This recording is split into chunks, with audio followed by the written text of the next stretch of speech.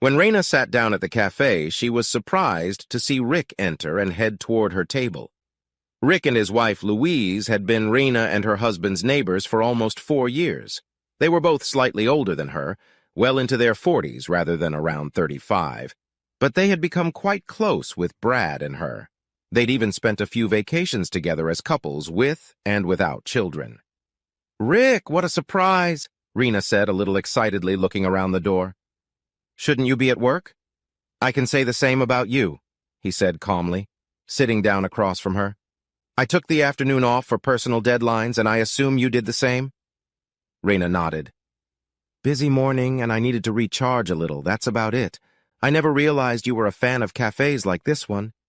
"You're right, I'm not a fan," Rick said, looking her in the eye, but she continued to avert her gaze. "Honestly, I saw you walk in here and decided to join you. We need to talk." "Is something wrong?" "I hope nothing happened to Louise," Raina said. Rick lowered his eyes for a moment and smiled at her. "No, everything is fine. Thank you for your concern. You and Brad have become very important to us, and we know we can count on you if anything happens to either of us.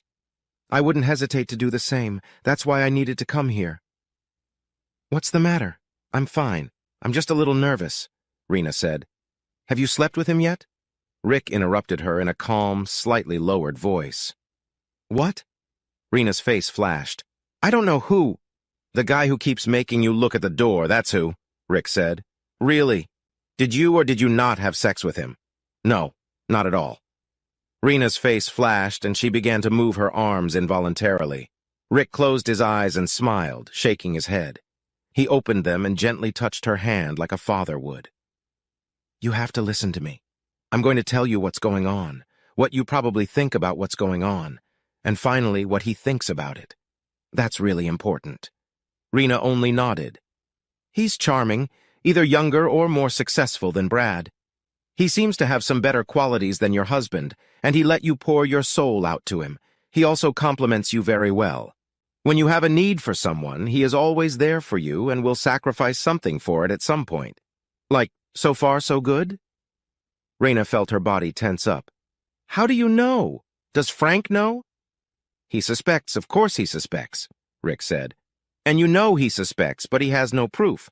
I'm sure those suspicions made you make him feel like an idiot," he said. "How do I know? Here's what happened. 2 important events happened in the last 2 weeks, and you missed them both for the same reason. Something happened to Mr. Charming, and he needed you, as a friend. And because you felt obligated to him, you missed both your son's birthday and your 9th anniversary dinner to be with him. Nothing happened. We're just friends. And he's the kind of friend that you keep from your husband because he wouldn't understand. This friend wants to know everything about your husband, so you told him. Even intimate details that you probably wouldn't share with me. In everything you tell him, he supports you and pretends it's all Brad's fault, whatever problems you have.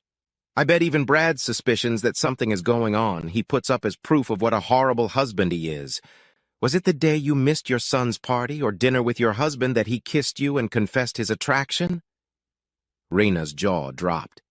"How do you know that?" "When?" She lowered her face and her hand trembled slightly. "When I missed our anniversary. He was depressed because an old friend of his died. It just happened, but I stopped it right away." Rick nodded. "So here's an honest look at what happened. From your defensive behavior and the fact that you're sitting here right now waiting for him, I think things went a little further than just a kiss. No sex, but far enough that if you caught Brad doing the same thing, you'd consider it cheating. Still, you think it's partly Brad's fault because he's not the husband you want, as Mr. Charming helpfully points out. He's just a friend, giving you something you think you're not getting at home. Nevertheless, you're attracted to him, and his attention is mildly disturbing, but you don't plan on crossing that line. You've probably convinced yourself that you haven't done it yet, but a big part of you already feels guilty and hopes Brad never finds out. Are you going to tell him?" Raina asked. "So you admit that I've been right so far?" Rick clarified. "I have to say, guessing how you feel makes it easier to predict your actions." "We slept together, but I couldn't get over it," Raina said, her eyes watering. "He understood and just held me while we slept. We did some things but stayed in our clothes, mostly. Brad acting so stupid, and I was angry and drunk." "And with that, you pretty much proved him right," Rick said. "No, I'm not going to tell Brad any of this, but he'll figure it out for himself. Okay, now here's what he thinks is going on.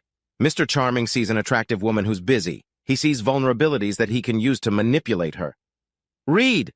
No!" Rena flinched, but Rick stopped her with a calm hand gesture. "Mr. Charm knows this, as he has experience in this matter. Pardon the bad cliché, but this isn't his first rodeo. See, you're assuming that you're the one he's targeting. You're not stupid enough not to realize that he wants to sleep with you since you started dating him behind your husband's back. The allure makes you think it's all about something special between the two of you, and provides what your husband is missing. And Charming tried like hell to point out everything your husband is missing. That's because it's not about you. It's about Brad. Charming gets a thrill knowing he's taking something away from Brad. That's why he convinced you to skip two very important events to show that he means more to you than Brad. It was no coincidence that the death of a friend, and whatever other crisis it was, happened just as you missed both events. Brad's birthday is in 3 weeks, and something is bound to happen that you change all your plans because it has to do with Brad. He won't do that." Rick raised an eyebrow.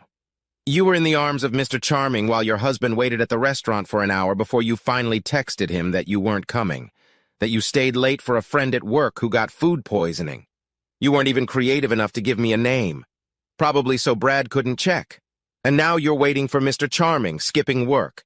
You've revealed your current priorities, and they certainly aren't your marriage." "He wants me," Rena said. "That's all. He doesn't want Brad to know as much as I do. He doesn't even know my husband." "No, Charms knows a lot about him because he's been asking you about every detail. He knows Brad through you. Mr. Charming knows damn well that Brad has every right to be suspicious, and he also knows that he can convince you that it's an overreaction. He needs that suspicion, that growing wedge between the two of you. Otherwise, there's no chance of closing the deal. Because, and listen carefully, I said this is about Brad, not you. Mr. Charm thinks he's going to get everything he can from you, and then, once he realizes he's completely stolen you from Brad and you belong to him, he'll reveal his endgame. We'll make sure your loving husband finds out, and then he'll probably still continue the physical relationship for a while, at least until he finds his next trophy." "How do you know that?" "What, and Louise?" Rick smiled. "My wife and I are a faithful marriage for many years, but I haven't always been married. You have two choices. Continue this affair, and you know it is an affair, and try to prove me wrong, that it won't end in sex, or that everything will remain a secret because Mr. Charming isn't the man I made him out to be, or get it over with and hope to save my marriage. Once Charming gets everything he wants to get, he'll make sure Brad finds out, maybe even lie about you guys going farther than you really did." Rena cried. "Please, I can't. Brad can't find out." Rick walked over to her, hugged her soothingly, and whispered in her ear, "Then don't do anything. Don't even peck anyone on the cheek without your husband knowing. Otherwise, I'm damn sure he'll find out." "Rena, is that man upsetting you?" came a voice from behind them. Rick turned around and saw a young guy, tall and slender, with a huge beard. "Well, you must be Reed, and I'm Brad." Rick held out his hand for a handshake, and the other man slowly did the same. He grabbed Reed's hand and squeezed hard. Rick pulled him closer to whisper in his ear, twisting one finger away from him. "Listen to me, you vomit. You make a scene, and that finger will be broken. You don't talk to my wife. You don't talk about my wife, or I'll kill you." "You're not her husband," Reed said with pain in his voice. "Who are you?"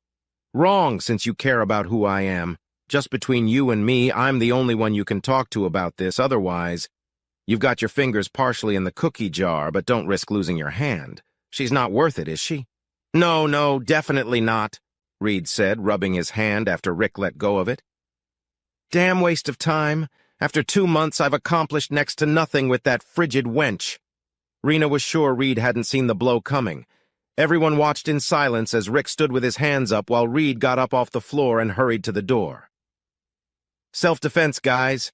A man was abusing my sister, and you saw how aggressive he became when I demanded he stop it." Cheers of approval were heard, and everyone went back to their business. Rick turned and said to Renee, "You have a second chance. Go home. Be the kind of wife your husband deserves. I know it will be hard, but tell him he was right to suspect you, but you stopped before it was too late. Don't mention that I had to intervene. It's better for you. I know Brad, he'll be angry, but he'll want to get it over with. Thanks, Rena said, wiping her eyes. I didn't do it for you, Rick said, but for Brad, and to atone a little for my own actions in the past.